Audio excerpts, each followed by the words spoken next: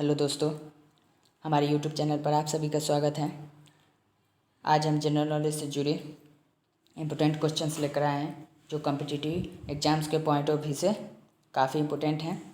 तो इस वीडियो को लास्ट तक ज़रूर देखिएगा और इस वीडियो का PDF लिंक नीचे डिस्क्रिप्शन में हमारा टेलीग्राम चैनल का लिंक दे दिया गया है। वहाँ से टेलीग्राम चैनल ज्वाइन कर इस वीडियो का PDF नोट्स प्राप्त कर सकते हैं। तो चलिए क्वेश्चंस को देखते हैं। क्वेश्चन नंबर फर्स्ट,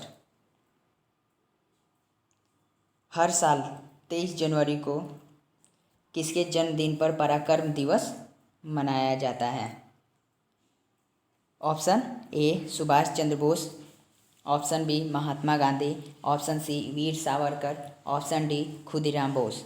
तो ऑप्शन ए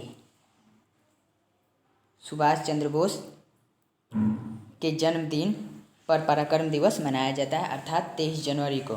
प्रत्येक साल 23 जनवरी को सुभाष चंद्र बोस के जन्म दिवस पर पराक्रम दिवस के रूप में मनाया जाता है।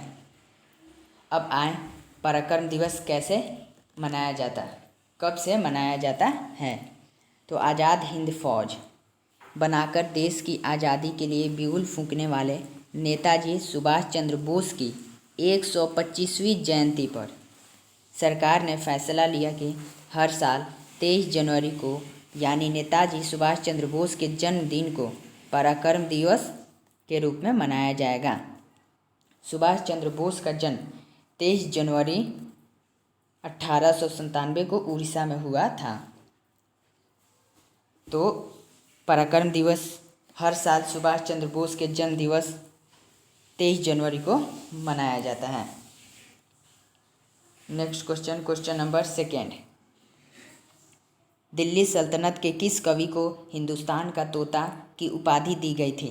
Option A Jayasi, option B Amir Hasan, option C Alberuni, option D Amir Khusro. तो ऑप्शन डी अमीर खुसरो को हिंदुस्तान का तोता की उपाधि दी गई थी। क्वेश्चन नंबर थर्ड, लैंडफिल से कौन सी गैस निकलती है? Option A nitrogen, option B hydrogen, option C methane, option D oxygen. तो option C methane gas landfill से निकलती है। क्वेश्चन नंबर 4, जंग लगी ब्लेड से कट जाने पर इनमें से क्या हो सकता है? Option A hemophilia, option B diphtheria, option C tetanus, option D typhoid. तो ऑप्शन सी टाइफाइड, अर्थात जंग लगी ब्लेड से कट जाने पर टिटनेस नामक बीमारी हो सकती है। क्वेश्चन नंबर 5, मानव में कितने रक्त समूह होते हैं? मानव में कितने रक्त समूह होते हैं? Option A 4, option B 5, option C 7, option D 9। तो ऑप्शन ए 4, मानव में 4 रक्त समूह होते हैं। कौन कौन से रक्त समूह होते हैं? एक होता है बी, और एक AB, और जो चौथा होगा वो O होता है। अर्थात मानव में A एक रक्त समूह होता है, B होता है, AB होता है और O, ये 4 रक्त समूह होते हैं। Next question,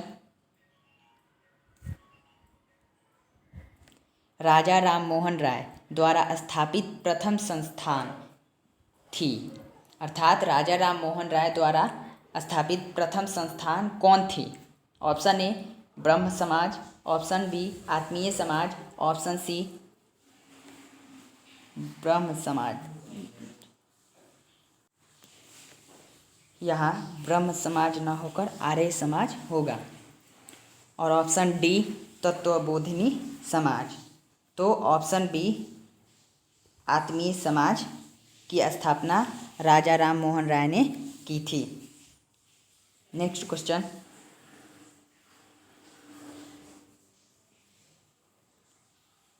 Ramakrishna mission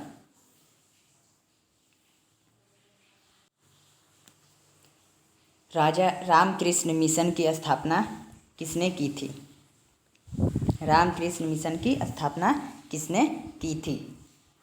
option A Dayanand Saraswati, option B Keshav Chandra Sen, Keshav Chandra, option C Ram Mohan Roy. यहाँ राजा राम मोहन राय होगा। Option C Raja Ram Mohan Roy, option D Vivekananda.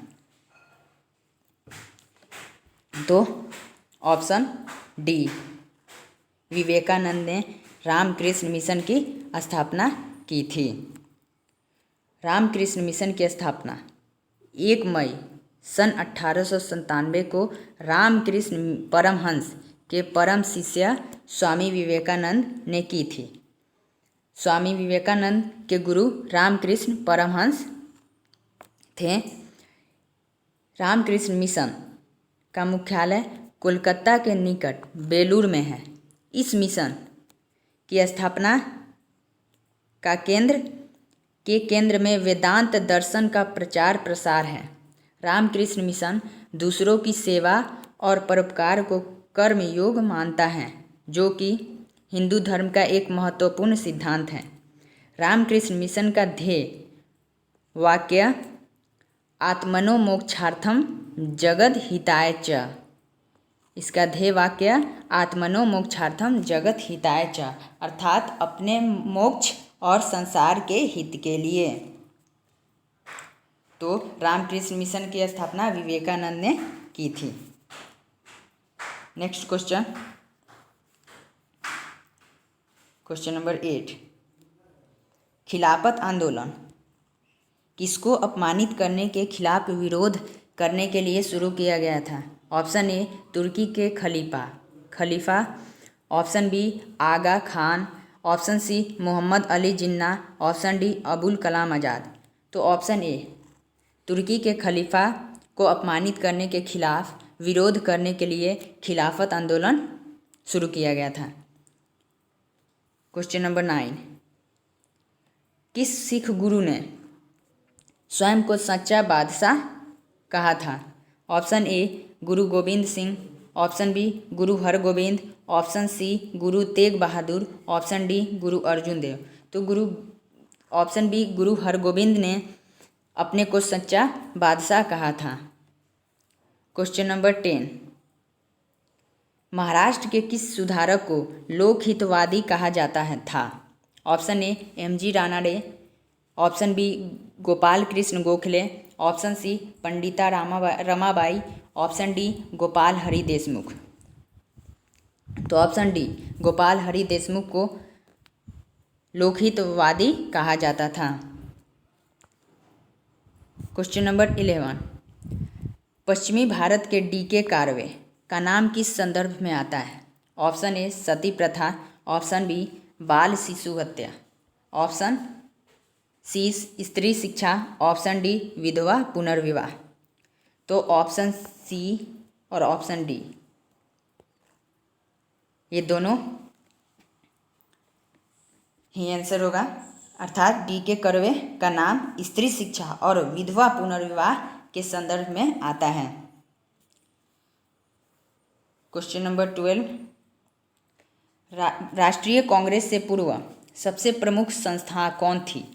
Option A Bengal British Indian society, option B East India association, option C young Bengal association, option D Indian association of Calcutta. तो option D Indian association of Calcutta राष्ट्रीय कांग्रेस से पूर्व सबसे प्रमुख संस्था थी। भारतीय सभा अर्थात इंडियन एसोसिएशन 1876 में स्थापित भारत की प्रथम राष्ट्रवादी संस्था थी। इसकी स्थापना सुरेंद्रनाथ बनर्जी एवं आनंद मोहन बोस ने की थी, जो राष्ट्रीय कांग्रेस से पूर्व सबसे प्रमुख संस्था थी। Question number 13। कौन भारतीय क्रांति की मां कहलाती हैं? Option A Annie Besant, option B Sarojini Naidu, option C Ramabai, option D Bhikaji Rustom Cama. तो ऑप्शन डी भीकाजी रुस्तम कामा भारतीय क्रांति की मां अर्थात माता कहलाती हैं। श्रीमती भीकाजी रुस्तम कामा मैडम कामा भारतीय मूल की फ्रांसीसी नागरिक थी जिन्होंने लंदन, जर्मनी तथा अमेरिका का भ्रमण कर भारत की स्वतंत्रता के पक्ष में माहौल बनाया। वे जर्मनी के स्टटगार्ड नगर में 22 अगस्त 1907 में हुई 7वीं अंतर्राष्ट्रीय कांग्रेस में तिरंगा फहराने के लिए सुविख्यात हैं। 22 अगस्त 1907 में हुई 7वीं अंतर्राष्ट्रीय कांग्रेस अर्थात 7वीं अंतर्राष्ट्रीय कांग्रेस कब हुई थी? तो 22 अगस्त 1907 को, जिसमें उन्होंने भारतीय तिरंगा फहराने के कारण विख्यात हुई थी। लेकिन वह तिरंगा ऐसा नहीं था जैसा कि आज है। उनके द्वारा पेरिस से प्रकाशित वंदे मातरम पत्र भारतीय प्रवासियों में काफ़ी लोकप्रिय हुआ। तो भीखाजी रुस्तम कामा जो भारतीय क्रांति की माता कहलाती हैं। क्वेश्चन नंबर 13,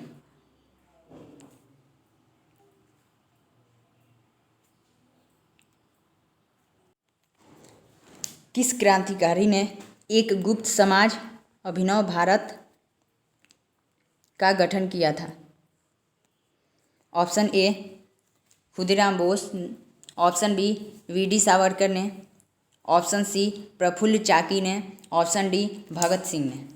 तो ऑप्शन बी वी.डी. सावरकर ने एक गुप्त समाज अभिनव भारत का गठन किया था। क्वेश्चन नंबर 14, सन 1922 में साराबंदी अर्थात कोई टैक्स नहीं अभियान का नेतृत्व किसने किया था? ऑप्शन ए भगत सिंह ने, ऑप्शन बी चित्तरंजन दास ने, ऑप्शन सी राजगुरु ने, ऑप्शन डी वल्लभ भाई पटेल ने। तो ऑप्शन डी वल्लभ भाई पटेल ने साराबंदी अभियान का नेतृत्व किया था। क्वेश्चन नंबर 15, भारत का मूल संविधान कहाँ प्रकाशित किया गया था? Option A Srinagar, option B Delhi, option C Ajmer, option D Dehradun. तो ऑप्शन डी देहरादून में भारतीय मूल संविधान प्रकाशित किया गया था। क्वेश्चन नंबर 16, राष्ट्रपति भवन किस वर्ष में बना था? Option A 1910, option B 1852, option C 1947, option D 1946। तो ऑप्शन ए 1910 में राष्ट्रपति भवन का निर्माण हुआ था। क्वेश्चन नंबर 17, अपनी स्वतंत्रता से पहले बांग्लादेश किस देश का एक हिस्सा था? Option A China, option B Bharat, option C Pakistan, option D United Kingdom. तो ऑप्शन सी पाकिस्तान का। बांग्लादेश अपनी स्वतंत्रता से पहले पाकिस्तान का हिस्सा था। क्वेश्चन नंबर 18, नीति आयोग के अध्यक्ष कौन हैं? Option A RBI governor, option B राष्ट्रपति, ऑप्शन सी वित्त सचिव, ऑप्शन डी प्रधानमंत्री। तो ऑप्शन डी प्रधानमंत्री जो कि नीति आयोग के अध्यक्ष होते हैं। नीति आयोग जिसका गठन कब हुआ? 1 जनवरी को इसका गठन हुआ। 1 जनवरी 2015 को।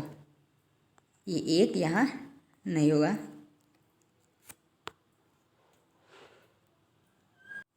एक जनवरी 2015 को नीति आयोग का गठन हुआ। इसका पूर्ववर्ती अर्थात इस आयोग का नाम पहले क्या था? तो यह योजना आयोग था जो 2015 में नीति आयोग के नाम से जाना गया। आधार क्षेत्र भारत सरकार अर्थात भारत सरकार के द्वारा यह नियंत्रित होती है। इसका मुख्यालय नई दिल्ली और इसके कार्यपालक कौन है? अर्थात इसके अध्यक्ष चेयरपर्सन तो नरेंद्र मोदी जो कि फिलहाल अभी भारत के प्रधानमंत्री हैं। क्वेश्चन नंबर 19, भारतीय राष्ट्रपति को ले जाने वाले किसी भी हवाई जहाज को बुलाने का संकेत है? Option A air force 1, option B air India 1, option C code eagle, option D flight 101 अर्थात फ्लाइट 101। तो ऑप्शन बी एयर इंडिया 1 भारतीय राष्ट्रपति को ले जाने वाले हवाई जहाज को बुलाने का संकेत है। क्वेश्चन नंबर 20, निम्नलिखित में से कौन सा देश आधुनिक लोकतंत्र स्थापित करने वाला पहला देश था?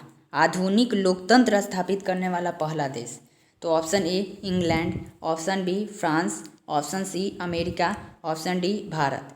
तो ऑप्शन सी अमेरिका आधुनिक लोकतंत्र स्थापित करने वाला पहला देश था। क्वेश्चन नंबर 21, निम्न में से कौन सा देश संयुक्त राष्ट्र सुरक्षा परिषद का अस्थायी सदस्य नहीं है? Option A Bharat, option B चीन, option C United States, option D France. तो ऑप्शन ए भारत, जो कि संयुक्त राष्ट्र सुरक्षा परिषद का अस्थायी सदस्य नहीं है। क्वेश्चन नंबर 22, भारतीय रिजर्व बैंक आरबीआई का लेखा वर्ष कब से कब होता है? ऑप्शन ए जुलाई से जून, ऑप्शन बी अप्रैल से मार्च, ऑप्शन सी अक्टूबर से सितंबर, ऑप्शन डी जनवरी से दिसंबर। तो ऑप्शन ए जनवरी से दिसंबर भारतीय रिजर्व बैंक का लेखा वर्ष होता है। क्वेश्चन नंबर 23,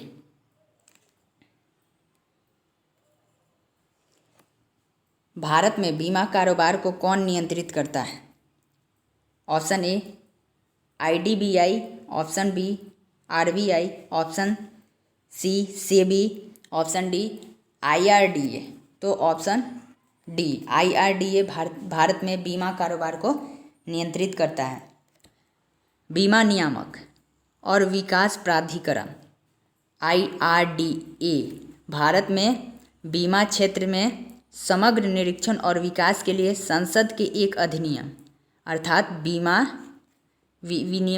विनियामक और विकास प्राधिकरण अधिनियम 1999 आईआरडीए अधिनियम 1999 के तहत बनाई गई एक संवैधानिक संस्था है।